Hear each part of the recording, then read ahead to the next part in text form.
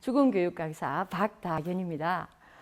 제가 처음 죽음을 공부한다고 했을 때 저 주변에 많은 사람들이 죽음을 왜 하필이면 죽음을 공부하냐고 그렇게 말을 했습니다. 하고 많은 공부 중에서. 그리고 또 말했듯이 저보고는 죽음 공부가 너에게는 안 어울려 이렇게 말을 했습니다. 그래서 죽음이라고 생각하며 많은 사람들이 조금 이렇게 처지고 뭐 새카만 색이고 또 어둡고 칙칙하다 이렇게 생각하기 때문에 저보고는 죽음이 안 어울린다고 말을 한 것 같습니다. 그런데 저는 어릴 때부터 눈을 딱 뜬 순간 제일 먼저 드는 생각이 안 죽고 오늘도 살아있네 이 생각이었습니다. 예, 안 죽고 살아있으니까 오늘 또 하루도 나는 어떻게 하고 멋지게 살아볼까 이렇게 하면서 머릿속에 생각하면서 또 하루를 시작하곤 합니다. 그러다 보니까 죽음이 저는 제 삶의 원동력입니다. 그래서 죽음이라는 것을 알게 됨으로 해서 생명의 유한성이라는 것을 또 느끼게 되고 그 속에서 지금 나한테 주어진 시간이 얼마나 소중하다는 것을 깨닫기 때문에 어쩌면 유한한 시간 속에서 살기 때문에 더 열심히 살아야 된다는 어떤 그런 사명감이랄까 이런 것들을 느끼게 되면서 죽음을 어떻게 가깝게 다른 사람보다 더 가깝게 느끼게 되었습니다. 그래서 우연히 이제 제가 이 공부를 시작하기 전에는 성교육 강사였습니다. 그렇게 하다가 이 죽음을 만나게 되어 죽음 공부를 만나게 되어서 시작을 하는데 너무 재미있는 거예요. 그래서 이걸 정말 본격적으로 한번 해보고 정말 이것으로서 죽음이 어둡고 칙칙하고 우리가 피하고 정말 불편한 진실이 아니라는 것을 제가 공부를 해서 이것을 많은 사람들과 같이 공유하고 죽음을 통한 우리 삶의 어떤 빛이라고 할까요? 이런 쪽으로 이제 가고 싶어서 제가 이 공부를 시작하게 됐고 오늘 또 선생님들 앞에서 또 이런 강의를 하게 되었습니다. 그래서 오늘은 죽음의 의미와 삶의 의미를 알아가는 과정에서 우리는 어떤 죽음을 통해서 어떤 것을 배워가 갈 수 있는가에 대해서 같이 공부를 하고자 합니다. 그래서 이제 제가 오늘 그림은 가지고 오지 않았고 그냥 설명으로 드리는데 이제 인생의 세 시기와 죽음이라는 그림이 있습니다. 선생님들도 이제 그 뭐 여러 가지 그 사이트에 들어가 보시면 그 그림을 찾아서 볼 수가 있습니다. 그 그림을 보면 우리는 인생의 세 시기와 죽음이 그대로 다 드러나 보입니다. 태어나고 살고 삶의 그 뒤에는 항상의 죽음의 그림자가 붙어 있는 그 그림입니다. 그래서 그 그림을 보면서 우리는 그 그림에서 그 아름다운 처녀는 자기의 그 모습에 도취돼 가지고 죽음의 그림자가 뒤에 있는 것을 전혀 느끼지 못합니다. 우리가 세상을 살아가는 많은 사람들도 대부분의 사람들은 자기의 죽음을 인식하지 않습니다. 만약에 인식한다 하더라도 죽음을 피하고 싶어 하고 직면하지 않으려 하고 이렇게 사는 거죠. 그래서 우리가 일상을 보면은 내 주변에 많은 죽음들을 저희들은 많이 보고 있습니다. 내가 사랑하는 가족들, 부모, 형제 이런 사람들이 죽어가는 것을 볼 수도 있고 또 이제 또 멀리는 또 어떻습니까? 무슨 그 비행기 사고라든지 또 배가 침몰해서 여객선 침몰 사건이라든지 이런 것들을 많이 보게 되죠. 그러면서도 그 죽음은 나하고는 전혀 상관없는 것처럼 느낍니다. 모두 다 그것은 타자의 죽음으로밖에 생각하지 않는다는 거죠. 그래서 우리가 죽음이라는 것이 생각하면 내 등 뒤에 붙어 있는데도 불구하고 다들 그렇게 생각하기 때문에 평생 살 것처럼 행동하고 말하고 그렇게 산다는 거죠. 그래서 우리는 죽음을 통해서 나의 삶을 다시 한번 반추해 보면은 정말 더 성숙한 삶을 살 수 있기 때문에 죽음 공부가 정말 우리에게는 필요한 것이 아닌가 생각을 합니다. 그래서 우리가 주변에 보면은 요즘에 그 청소년들이 굉장히 이렇게 임신을 혼전 임신을 하고 이러는 것들이 너무 많습니다. 고등학생들 아이들도 그 이유가 그 애들이 성에 대한 개념이 없기 때문에 그런 일들을 벌어지는 거죠. 우리가 살아가면서도 죽음은 우리가 마지막 순간에 누구나 다 맞이해야 될 건데도 불구하고 우리는 죽음에 대한 개념을 모르기 때문에 정말 어처구니 없는 죽음을 맞이하는 경우가 있다는 거죠. 그래서 우리가 이 죽음의 공부를 얼마나 소중한가를 꼭 이제 이야기하면서 제가 그 수업에 오늘 강의에 들어가도록 하겠습니다. 그래서 여기서 이제 우리가 큰 맥락으로 보면은 유럽에서는 삶의 어떤 중심에 두 가지 기둥이 있습니다. 그 기둥이 메멘토 모리와 까르페 디엠이라는 게 있습니다. 그래서 메멘토 모리는 죽음을 기억하라는 말이고, 까르페 디엠은 그야말로 지금 현재의 삶을 최선을 다하고 즐기라는 그런 말이죠. 어떻게 보면은 이 말의 뜻이 두 개가 상반되는 것 같지만 정말 이게 연결이 다 되어 있는 겁니다. 그래서 메멘토 모리, 죽음을 생각한다. 옛날에 로마 공화정 시대 때 이제 개선식을 할 때 이제 성리한 장군이 이제 말을 타고 막 들어오면 바로 옆에 노예가 앉아서 메멘토 모리라고 외쳤다고 합니다. 그 이유가 그렇게 승리의 순간에도 죽음을 생각하고 항상 겸손해라는 그런 의미였다고 생각이 듭니다. 뿐만 아니라 우리는 까르페 디엠이라서 뭐 그냥 즐기라는 것이 아니고 지금 이 시간이 얼마나 소중하다는 것을 우리가 깨닫고 이 시간에서 있는 땀 한 방울이 어떤 흐르는 그 조그마한 어떤 그거라도 나는 소중하게 보내야 된다는 그런 의미입니다. 그래서 죽음이라는 게 있기 때문에, 생명의 유한성이 있기 때문에 이 지금의 시간이 소중하다는 거죠.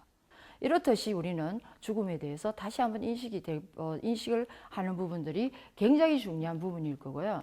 그 다음에 우리가 또 이제 잘 아는 이야기가 있습니다. 그 맹모 삼천지교라는 이야기들 선생님들 잘 아실 거예요.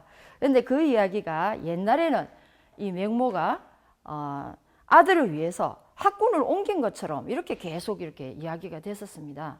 그래서 뭐 그 공동묘지가 있는 그 이제 장의사 집 근처에 가서 이사를 가니까 맹자가 계속 장의사 놀이만 하니까 이거 교육이 안 되겠다. 이래가지고 그 다음에 이제 시장통으로 이사를 가잖아요. 거기서 얘가 시장놀이를 하니까 또 야 교육이 안 되겠다. 이래가지고 마지막에 세 번째 이사 간 것이 이제 학수당을 가게 되는 거죠. 그래서 이렇게 했는 그게 옛날의 이야기였고 지금은 이제 그걸 재해석하는 이제 그게 재해석을 합니다. 재해석하는 게 어떻게 하느냐? 그 맹자 엄마는 제일 중요한 것을 제일 먼저 가르쳤다. 그것이 죽음을 제일 먼저 가르쳤다. 이렇게 이제 말을 하는 거예요. 그래서 제일 중요한 죽음을 가르치기 위해서는 죽음이 있는 곳에 가서 그냥 보여주는 그게 공부니까 제일 그 큰 공부 아닙니까? 그래서 거기서 이제 아이가 이제 그 죽음을 대해서 공부를 하게 되고 스스로 하게 되는 거고, 그 다음에 이제 시장에 가서는 우리가 시장이라는 곳이 어떤 곳입니까? 생존의 현장이잖아요. 거기서 살아가는 인간들이 모습을 보면서 그 생존 그 속에서 살아가는 모습들을 보면서 이제 그 삶의 치열한 모습을 보는 거죠. 그것을 실제로 봄으로 해서 얘가 삶을 가치를 거기에다가 이제 맞추어 나간다는 것을 알게 되는 거죠. 그래서 맹자가 죽음의 의미와 삶의 의미를 깨닫고 난 뒤에 그 다음에 이제 맹자가 학문에 정진을 하게 했다. 이제 이런 이야기들을 이제 지금은 하고 있습니다. 그래서 우리는 아무것도 가지고 못한다는 이런 생각을 죽음을 안다면, 이 깊이를 알게 된다면 우리 각자가 갖고 있는 것들이 얼마나 많습니까? 우리는 제가 강사를 한다는 게 정말 제가 좋아합니다. 왜냐하면 강사라는 거는 내가 배운 것을 내가 갖고 가는 게 아니잖아요. 많은 사람들한테 주고 가는 거, 나누는 거, 나의 배움을. 이래서 저는 강사가 너무 좋습니다. 그리고 그 다음에는 돈이 저는 많이 없기 때문에 돈으로 못 하잖아요. 우리 어떤 사람들은 돈이 많습니다. 그래서 돈이 많으면 또 돈으로서 나보다 부족한 사람들한테 도움을 줄 수 있는 것들 뿐만 아니라 난 돈도 없고 뭐 공부하기도 싫어, 너한테 지식적인 것도 나는 전달해 줄 게 없어, 이런 사람들은 내가 몸으로서 하겠다. 그래서 이제 아이들 보육원이나 또 영아원에 가서 그 아이들을 돌봐주는 것, 또 이제 노숙자들한테 밥 퍼주는 것, 이런 것들도 내가 할 수 있는 것들이라는 거죠. 그래서 내가 할 수 있는 것들을 내가 죽기 전에 한다는 것을 생각할 수 있는 게 죽음을 알아야만 가능하다는 생각이 듭니다. 그 다음에는 이제 대신 죽어줄 수 없는 거죠. 아무리 사랑하는 사람, 정말 죽고 못 사는 사람이라도 대신 못 죽어주고 또 아무하고도 같이 갈 수 없습니다. 니네하고 친구니까 같이 가자. 누가 따라가겠습니까? 아무도 안 따라가죠. 예. 그래서 그 다음에는 이제 죽을 때까지 우리가 모르는 거 세 가지가 있습니다. 언제, 어디서, 어떻게 죽는 거. 그거는 전혀 아무도 모른다는 거죠. 그래서 우리는 이 죽음이라는 것을 아무도 모르기 때문에 정말 죽음이라는 것에 대해서 항상 생각을 하고 어떤 마음이로나 어떤 정신적인 것에 준비가 필요하다는 생각을 하게 됩니다. 그래서 제가 오츠 스위치라는 이제 그 일본의 유명한 작가의 이제 작품이 있습니다. 죽을 때 구애하는 25가지. 이분이 작가분은 이제 그 말기암 환자를 치료하시는 의사분이세요.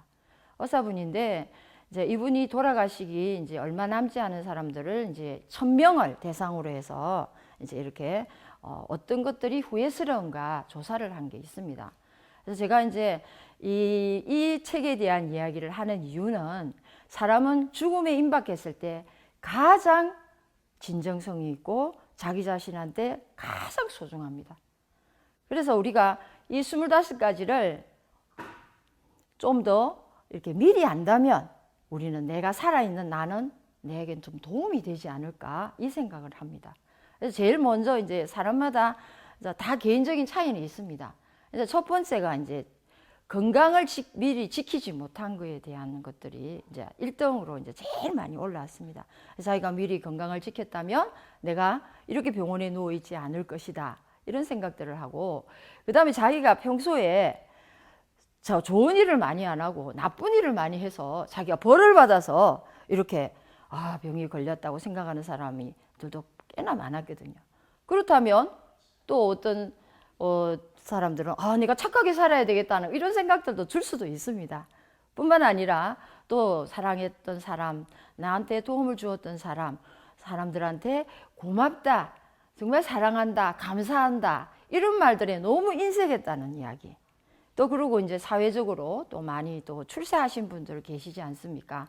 이런 분들은 내가 제일 잘났다고 생각했었던 것들, 자기 남의 말을 안 듣고 내가 최고야 했었던 어떤 그런 정말 이렇게 자기 잘난 척 오만 이런 것들을 부렸던 것에 대해서 겸손하지 못함에 대해서 후회를 했었다는 이야기도 그게 적혀 있습니다.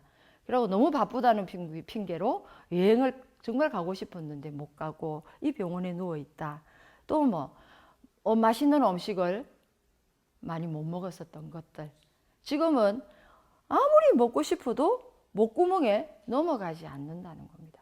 그래서 이런 것들이 책이 적혀 있습니다. 그래서 우리 스님들께서도 관심이 있으시면 내가 죽기 전에 후회하는 25가지라는 책을 한번 보시면 많은 도움이 되실 겁니다.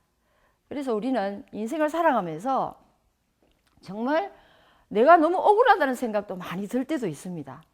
어느 사람은 검수저 물고 나왔는데 내 꼬라지는 와 이렇노? 내가 인물이 잘났나, 키가 크나, 감사합니다. 또 키가 크나, 부모를 잘 만나서 공부를 많이 했나, 이렇게 해서 너무 억울한 생각을 많이 하는 사람들이 있다는 거죠. 그런데 이제 옛날에 그 스토아 철학자들은 인생을 연극으로 비유를 하셨답니다. 그래서 이제 연극은 하다 보면 우리가 왕도 있고, 거지도 있고, 왕자도 있고, 하녀도 있고, 이렇지 않습니까? 그런데 각각의 배역이 다 있다는 겁니다. 비록 내가 하녀이고 거지였지만 내가 그 역을 최선을 다한다면 내 인생에 나는 정말 부끄럽지 않은 인생을 사는 사람이 되지 않을까 이렇게 생각을 해봅니다. 삶에서 죽음을 보면 죽음이 정말 슬프고 어둡고 좀 공포스럽게 보일 수도 있습니다. 그런데 선생님들 죽음에서 삶을 한번 보십시오. 우리 남아있는 삶들이 얼마나 빛나고 아름다운가. 예, 저는 그것을 이 말을 할 때마다 저는 온몸에 좀 이렇게 소름이 끼칩니다. 너무 공감이 되는 부분이기 때문에 그래서 오늘은 제가 죽음을 알면 삶을 잘 보인다는 주제를 가지고 우리 스님들과 이렇게 짧은 시간 좀 말씀을 나누었습니다. 오늘 제 강의는 이것으로 마치겠습니다. 감사합니다.